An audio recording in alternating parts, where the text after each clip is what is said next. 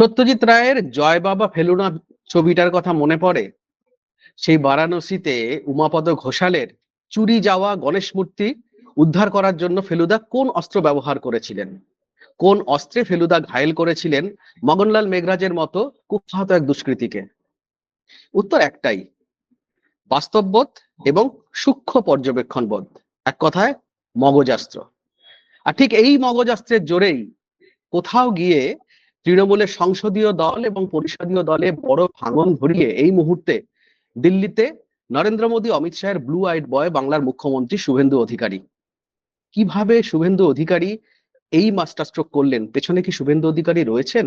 এই যে 20 জন তৃণমূল সাংসদ এনসিপিআই তে জয়েন করলেন, এটা কত বড় মাস্টার স্ট্রোক, কতটা এগিয়ে দিল দিল্লি রাজনীতিতে শুভেন্দু অধিকারীকে? আমরা কথা বলবো। আমার সঙ্গে রয়েছেন দ্য ওয়ালের editor in chief Shankhadeep Das. Shankhadeep, আজ আমরা ভৌগোলিক কারণে অনেকটা দূরে রয়েছি, কিন্তু প্রযুক্তি আমাদের কাছাকাছি করেও দিয়েছে।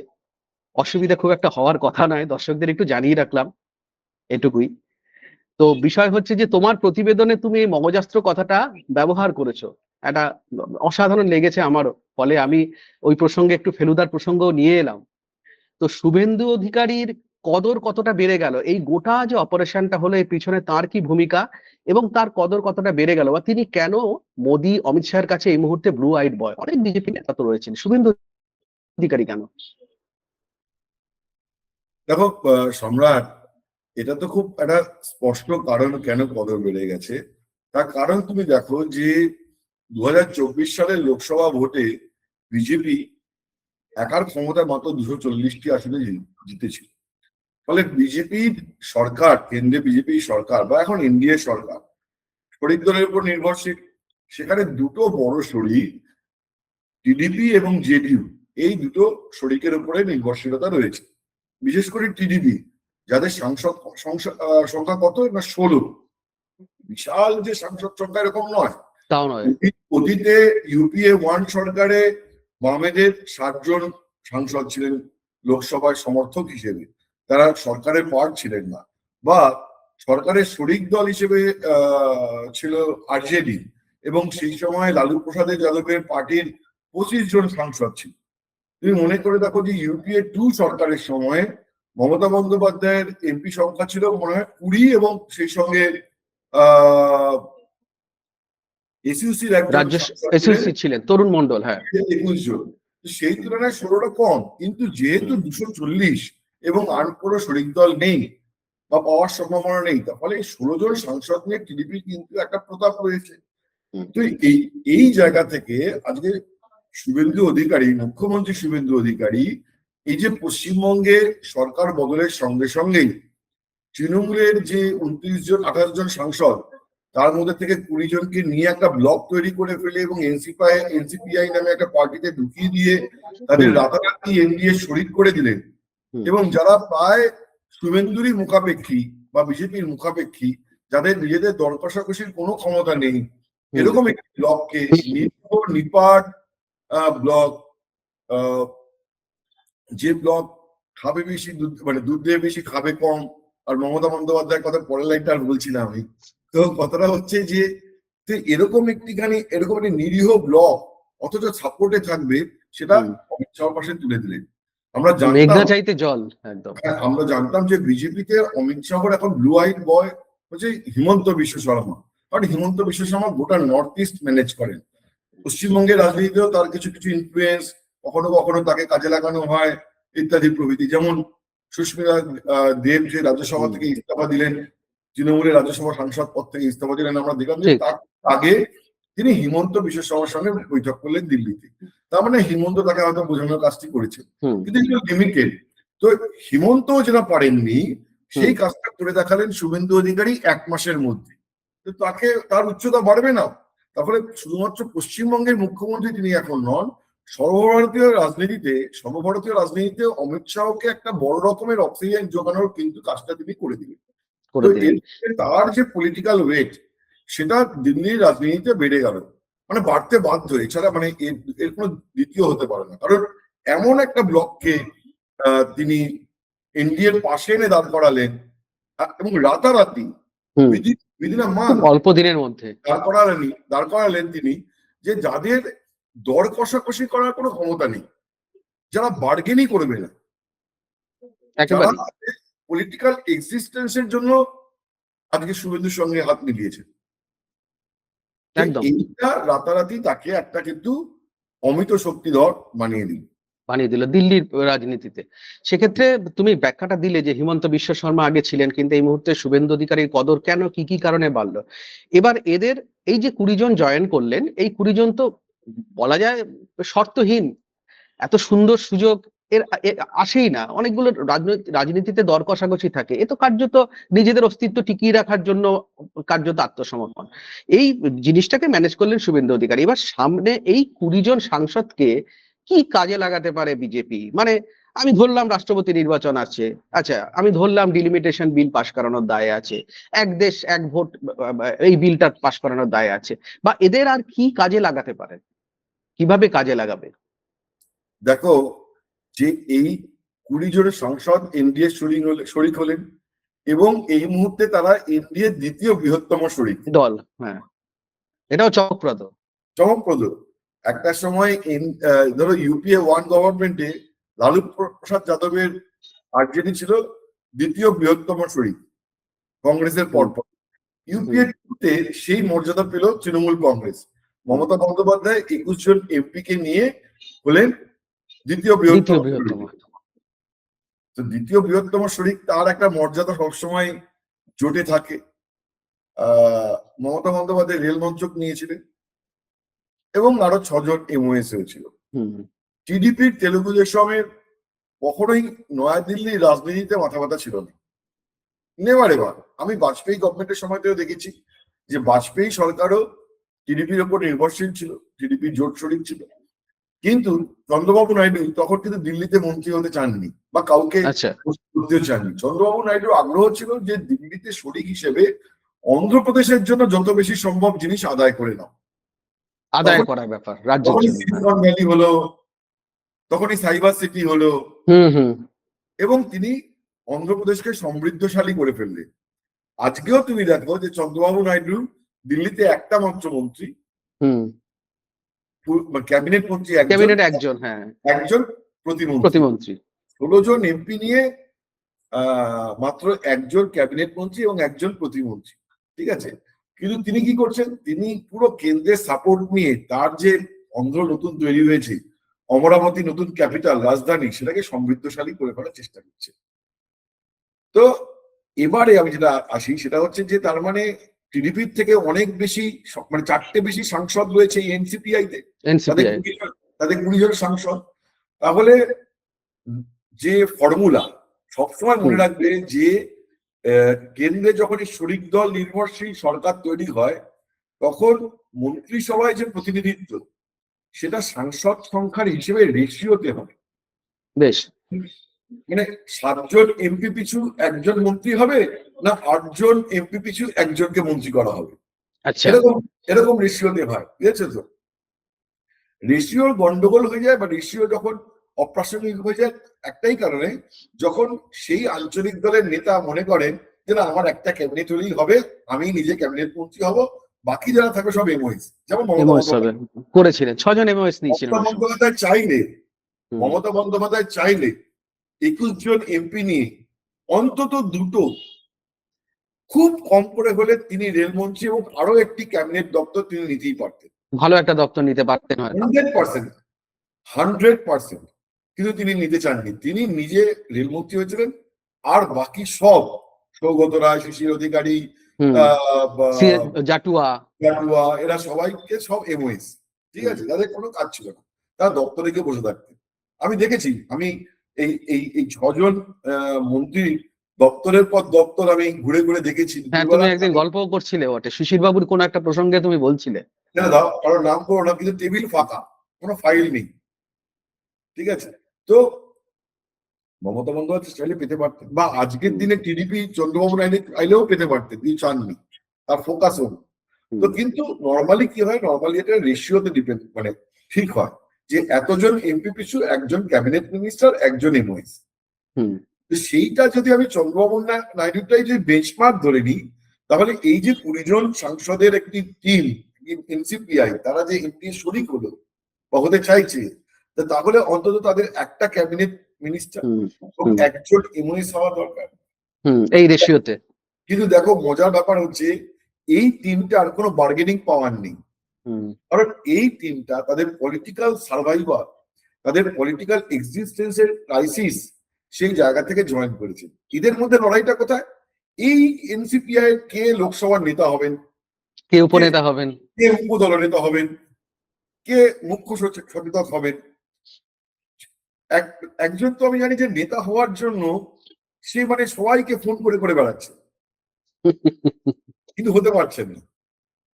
চাইছেন তিনি হতে, চাইছেন তিনি, আমি নাম বলবো না, বিরক্ত হয়ে যাবেন আমার উপরে, আবার পরের দিন সকালবেলা আমাকে এসএমএস করবেন।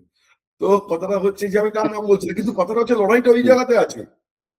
এবং নিজেদের মধ্যে কে নেতা হবেন। হ্যাঁ, এবং যখন মাঝখানে একদিন একটা উড়ো খবর লুটে যায় যে এদের মধ্যে থেকে দুজন এমওএস হবেন, তখন পুরো মানে উথাল পাথাল হয়ে যায়। আরে ও এমওএস হবে, আমি কেন হবো না? তার ফলে এদের এদের এবার কি প্রবলেমটা কি হচ্ছে, আমার একটা ছোট্ট প্রশ্ন, যে বাই ডিফল্ট সবচেয়ে সিনিয়রিটির ভিত্তিতে ছবারের বোধহয় সাংসদ, 7বারের সাংসদ বা কিছু, সুদীপ বন্দ্যোপাধ্যায় কোথাও মানে সকলের চয়েস হিসেবেও যে সম্মতিতে একটা এগিয়ে রয়েছেন, এরকম রয়েছে কি? সুদীপ বন্দ্যোপাধ্যায় এনসিপিআই এর লোকসভার নেতা নির্বাচিত হতে পারেন, ঠিক আছে, ওটা একটা নিরামিষ পদ, একেবারে। কিন্তু মন্ত্রী হওয়া এটা তো আর নিরামিষ পদ নয়, হ্যাঁ। তো বিশেষ করে ক্যাবিনেট মন্ত্রী যদি হয়, হ্যাঁ, ক্যাবিনেট তো ছেড়ে দাও, যদি এমওএসও হয়, হ্যাঁ, তাহলে তুমি তো মেঘ না চাইতেই জল। একেবারে। এবার এখানে এই 20 জনের উপরে একচ্ছত্র আধিপত্য বা কন্ট্রোল তো সুদীপ্তারও নেই, কারণই নেই। কারণ এটা তো মমতা বন্দ্যোপাধ্যায়ের তৃণমূল কংগ্রেস নয়, এটা তো আমরা সবাই রাজা, আমাদেরই রাজা। ঠিক, একেবারেই ঠিক। যখন আমরা সবাই রাজা, তখন আমি অন্যকে রাজা হতে দেবো কেন, মানবো কেন? আমি তো রাজা। ফলে যদি এমওএস হতে হয়, তাহলে হোয়াই নট মি? এর মধ্যে আবার সিনিয়রিটি আছে। সুদীপ বন্দ্যোপাধ্যায় 7বারের সাংসদ, কাকলি ঘোষ দস্তিদার আছেন 2009 সাল থেকে, শতাব্দী রায় 2009 সাল থেকে, এরা 4বার করে 4বার করে হয়ে গেছে। তো কথাটা হচ্ছে যে এদেরও তো লেজিটিমেট ডিমান্ড আছে। মানে কাকে বাদ দিয়ে কাকে? সত্যি যদি এখানে এদের মধ্যে থেকে কেউ মন্ত্রী হন, এমওএস বা কিছু, তাহলে সেটা ডিসাইড করার ক্ষমতা এদের নেই, নিজেরা নিজেদের মধ্যে ডিসাইড করতে পারবেন না। সেটা বিজেপি ডিসাইড করে বলবে যে আমরা ঠিক করেছি ইনি এমওএস হবে। খুব দুর্ভাগ্যজনক বিষয় এদের পার্টিগত দিক থেকে দেখতে গেলে, রাইট। এবার তো ফলে খুব একটা ডিফিকাল্ট সিচুয়েশন, যে তাদের নিজেদের বার্গেন করার কোনো জায়গাটা এখানে নেই। তাদের আদৌ কাউকে এমওএস করে সেটাও ঠিক করে দেবে বিজেপি, এদের ডিসাইড করার কোনো ক্ষমতা নেই। এবার তোমার মানে কোয়েশ্চেন রিমেইনস যে এরা তাহলে কি পাবে, কি অ্যাসুরেন্স পেয়েছেন এরা, ফর্মুলাটা কি? দেখো, পশ্চিমবঙ্গে লোকসভার 42টি আসন,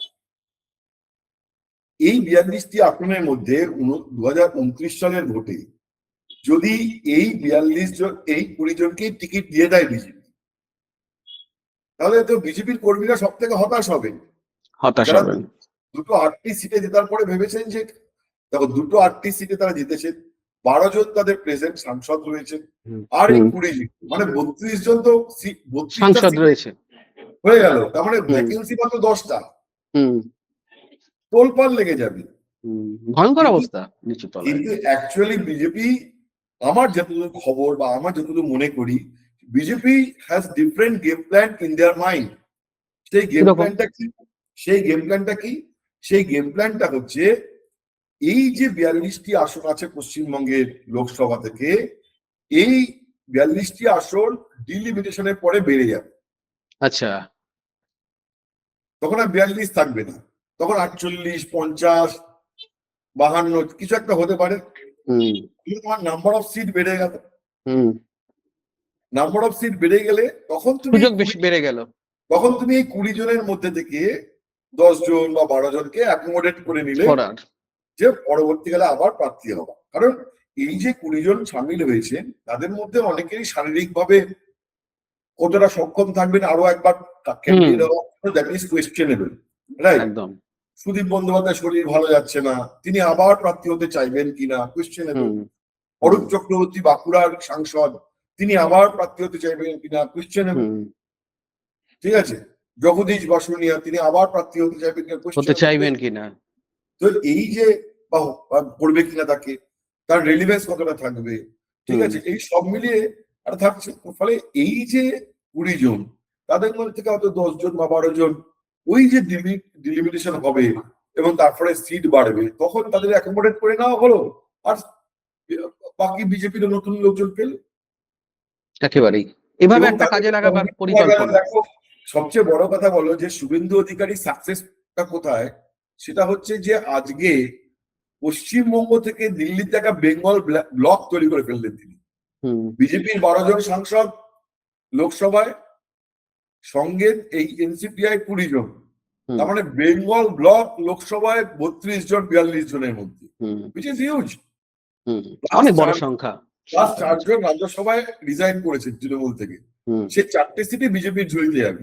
হুম তার মানে সংসদে উনি 24 জনের সাপোর্ট বাড়িয়ে ফেললেন। একেবারেই। লোকসভায় 20, রাজ্যসভায় 4, হুম লোকসভায় একটা 32 এমপিস এর একটা বেঙ্গল ব্লক তৈরি হয়ে গেল। হুম 12 থেকে এই অনেকটা জাম্প। এই 32 জন সাংসদকে নিয়ে একটা বড় ব্লক মহারাষ্ট্রে নেই, হুম বা মহারাষ্ট্র তো আছে, তোমার অন্ধ্রে নেই, কোনো শরিক দলের তো নেই। একেবারেই কোনো শরিক দলের নেই। তো এইটা তার একটা বড় সাকসেস। আর যেটা এই যে 20 জন সাংসদ পেলেন, তারা তাদের পলিটিক্সে একটা রেলিভেন্স খোঁজার চেষ্টা করতে পারবেন, তারা একেবারে হারিয়ে গেলেন না, তারা তাদের পলিটিক্যাল সার্ভাইভালের একটা রাস্তা দেখতে পেলেন, আলো, ভেসে রইলেন একটা আলো। হ্যাঁ, যে আগামী দিনে আবার টিকিট পাওয়া যেতে পারে, তাদের নিরাপত্তার দিকটি নিশ্চিত হলো।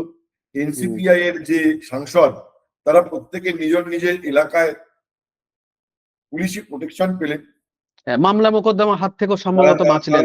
তারা হাউস গার্ড পেলেন, তারা পিএসও পেলেন, 4 জন 5 জন 8 জন করে তারা সিকিউরিটি পেলেন, এবং তারা আগামী দিনে পলিটিক্সটা কন্টিনিউ করে রাখার একটা সিলভার লাইন দেখতে পেলেন।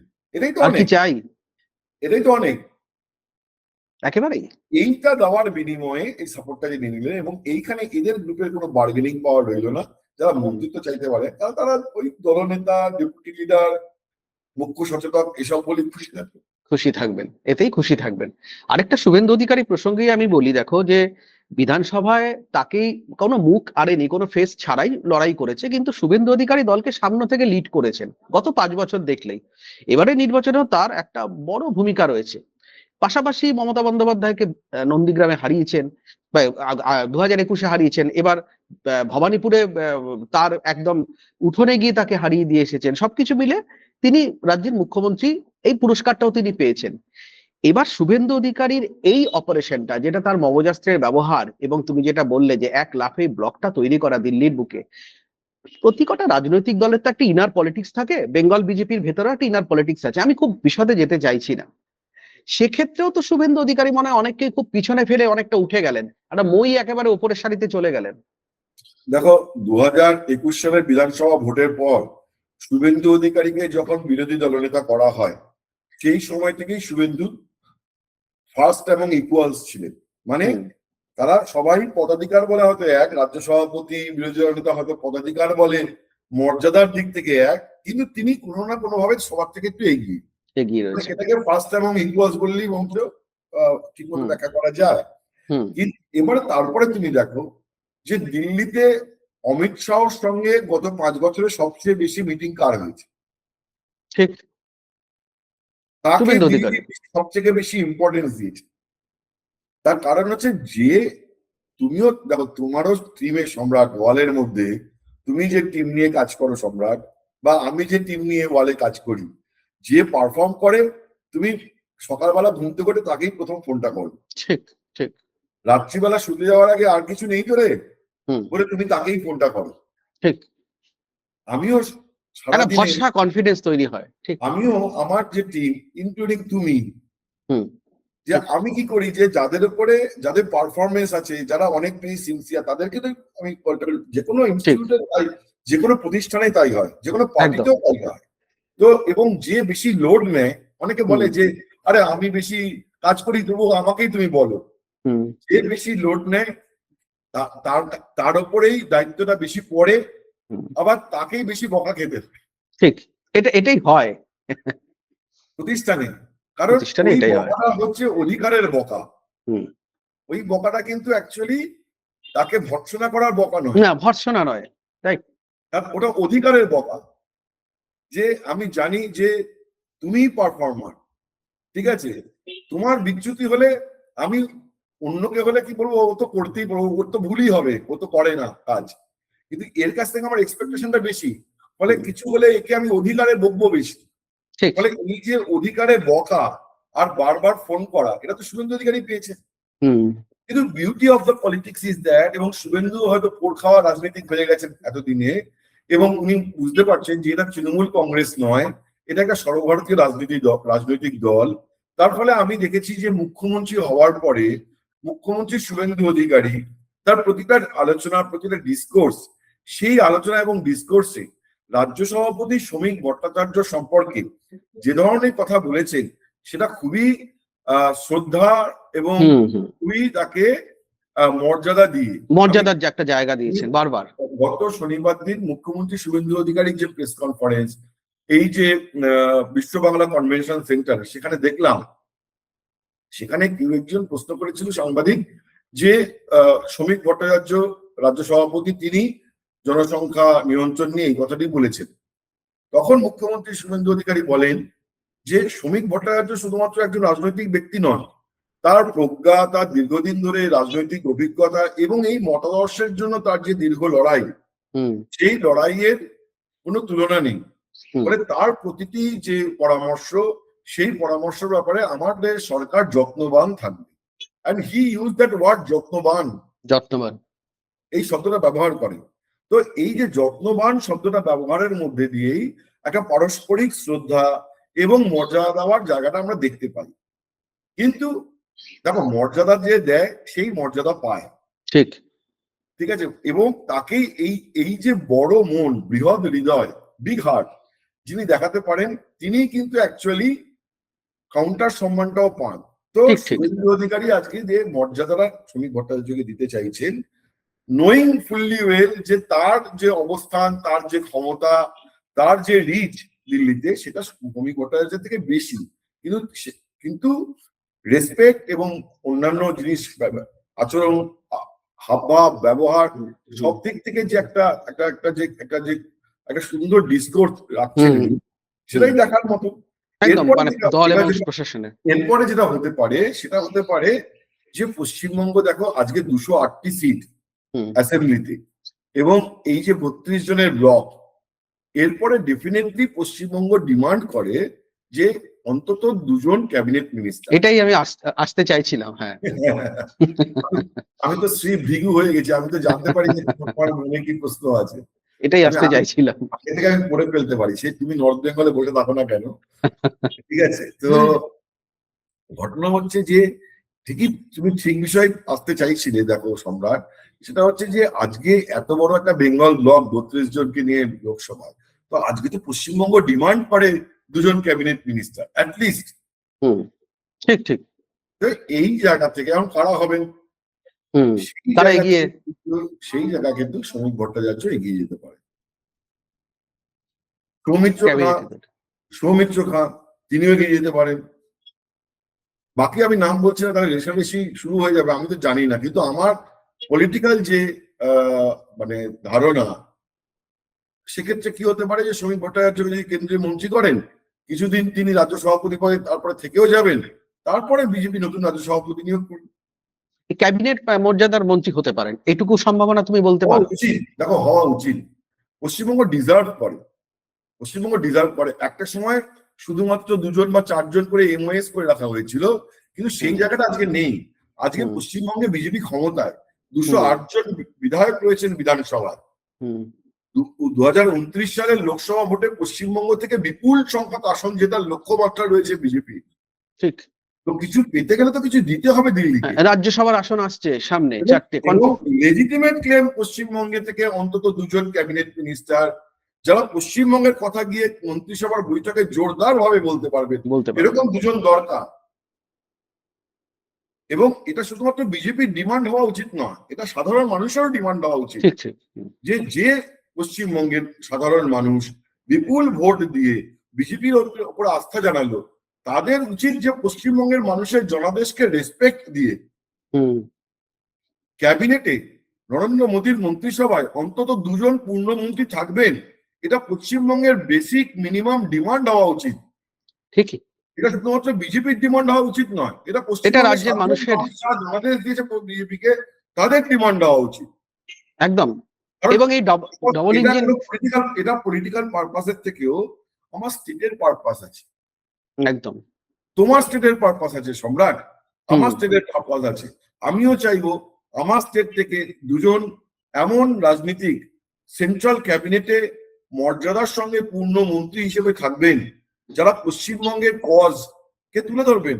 ইভেন ধরো ক্যাবিনেটে আজকে শুভেন্দু অধিকারীরও, মুখ্যমন্ত্রী শুভেন্দু অধিকারীরও ধরো আর্থিক বিষয় নিয়ে, গ্রামোন্নয়ন নিয়ে, পরিকাঠামো উন্নয়ন নিয়ে, শিল্প বাণিজ্য নিয়ে, গ্রামের রাস্তা নিয়ে, জাতীয় সড়ক নিয়ে, জলপথ পরিবহন নিয়ে, উত্তরবঙ্গ উন্নয়ন নিয়ে, পর্যটন নিয়ে অনেক বিষয় থাকবে।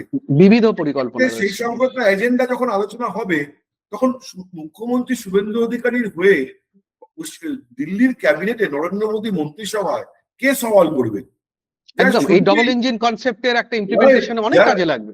There should be 1 or 2 senior cabinet ministers, right, who will argue for West Bengal, who will argue। তুমি দেখো গত 14 সালে বিজেপি পশ্চিমবঙ্গে ক্ষমতায় আসে, সরি দিল্লিতে ক্ষমতায় আসে, তারপর থেকে পশ্চিমবঙ্গ শুধু এমওএস পেয়েছে, এমওএস রা ক্যাবিনেট মিটিং এ যেতে পারেন না। Cabinet committee on security, cabinet committee on economic affairs, normal cabinet meeting, এই 3টে ধরনের ক্যাবিনেট মিটিং এ এমওএস দের কোনো স্থান নেই। ফলে উন্নয়নের সাথে কি, এটা একটা প্রশ্ন বড়, এমওএস দের ভূমিকাটা তো একটা এবং ক্যাবিনেটে তারাই যেতে পারেন যারা পূর্ণমন্ত্রী হন। তাহলে পূর্ণমন্ত্রী 2জন যদি না থাকেন, তাহলে তারা ক্যাবিনেটে পশ্চিমবঙ্গ সংক্রান্ত যখন এজেন্ডা আসবে, বা এমন ধরো এমন একটা কিছু এজেন্ডা এলো যেটার সঙ্গে পশ্চিমবঙ্গের সম্পর্ক রয়েছে, তাহলে তারা পশ্চিমবঙ্গের বিষয় আশয়কে জোরদার ভাবে তুলে ধরবেন কি করে? তুলে ধরবেন কে?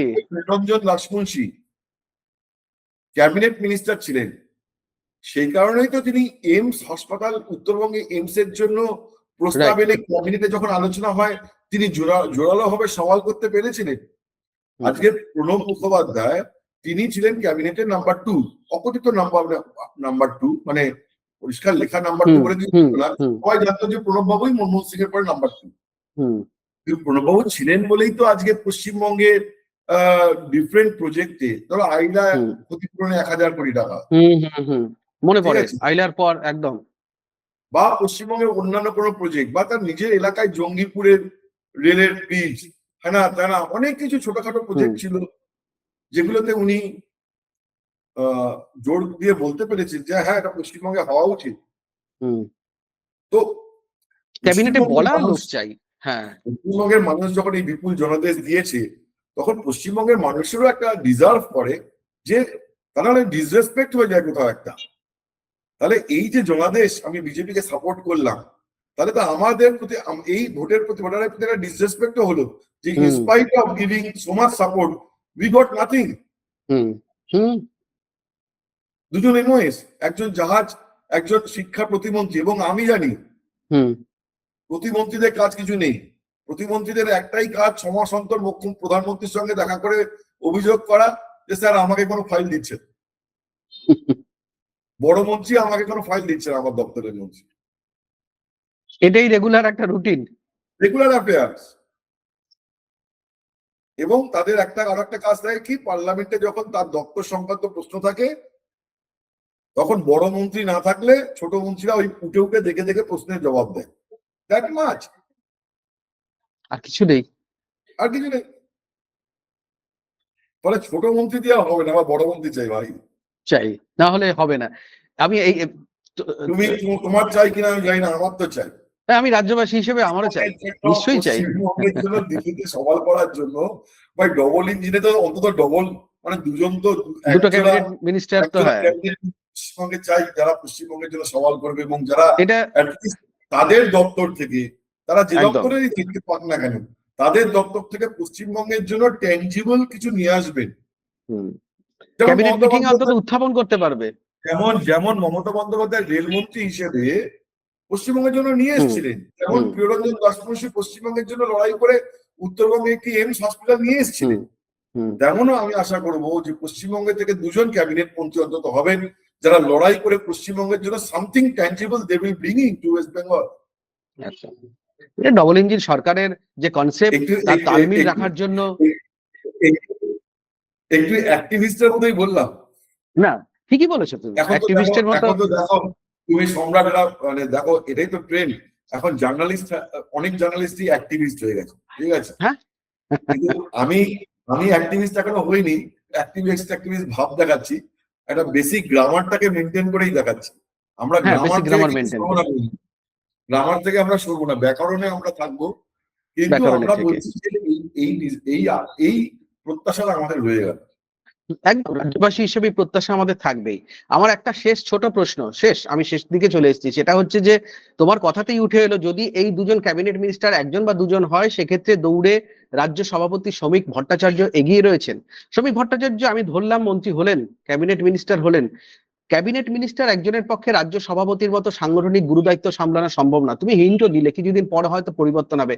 সেক্ষেত্রে শুভেন্দু অধিকারী এই মুহূর্তে যে পরিস্থিতিতে, যে জায়গায় রয়েছেন, তার যে মানে তার ভয়েস এখন দিল্লির কাছে অনেক দ্রুত পৌঁছচ্ছে। সেক্ষেত্রে তোমার কি মনে হয় দৌড়ে শুভেন্দু অধিকারীর খুব ঘনিষ্ঠ কেউ একজন হয়তো বিজেপি রাজ্য সভাপতি চেয়ারে বসতে পারেন, যাতে দল এবং প্রশাসনের মধ্যে সমন্বয় ঠিকঠাক থাকে?